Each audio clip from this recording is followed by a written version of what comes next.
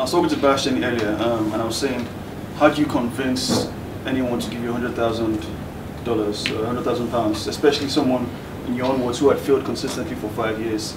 Well, what did you say to him, and how did he react? So,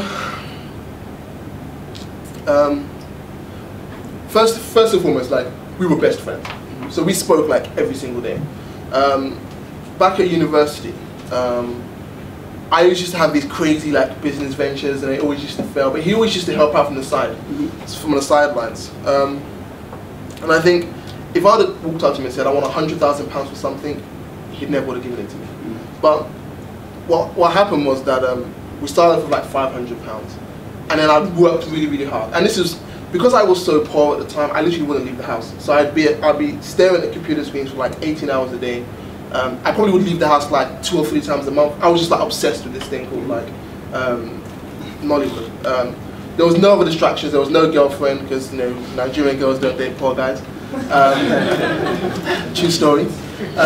So there was no girlfriend. Like there was no cash to go out and enjoy London where I was at the time. I started from my mum's house, so you know it was a gradual process of a sort of step-by-step progress. So £500, then I went back, bash, this is what we need, this is how it's looking. But you could kind of see the progress being made. So it was like £1,000, then it was £1,000, then it was £300, then it was over the course of like a year. You're slowly milking it. It wasn't milking it. It wasn't milking him as such. It was convincing him. Euphemisms as you will. But to be honest with you, I think well, he's here. He's here. Why? Like, to be honest with you, like, so an interesting thing is that video. So Nigerian internet in 2010 was very expensive and shit. So it's like video in Nigeria from London, tens of thousands of pounds investment. It was madness. It basically made no sense. Outside of us, everyone else thought it was stupid. My mum was just like, what are you doing? Your friends are getting married, they're getting their houses, go and get a job. I'll find you a good girl. In fact, you know, like, the thing is like, well, you know, as an Igbo guy, it's not about, like, the good girl comes when you've got something to show, right? You can't, it's not here's my son, he's going to university, it's like, and, like, is that where the story ends, right? So, no, so like,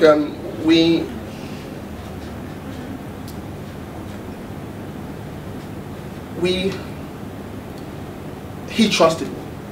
He trusted me like completely.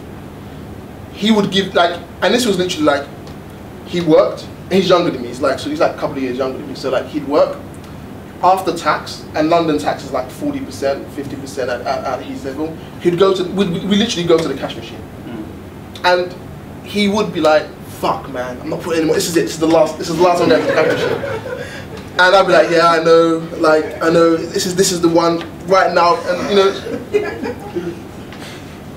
even though like I'm sure like that trip to the cash machine he'd regret it, in the end he always got the money. And he'd give me the cash, there it is, and then I'd go and do something with it. I'll come back, and then I'd be like, no, we need more cash.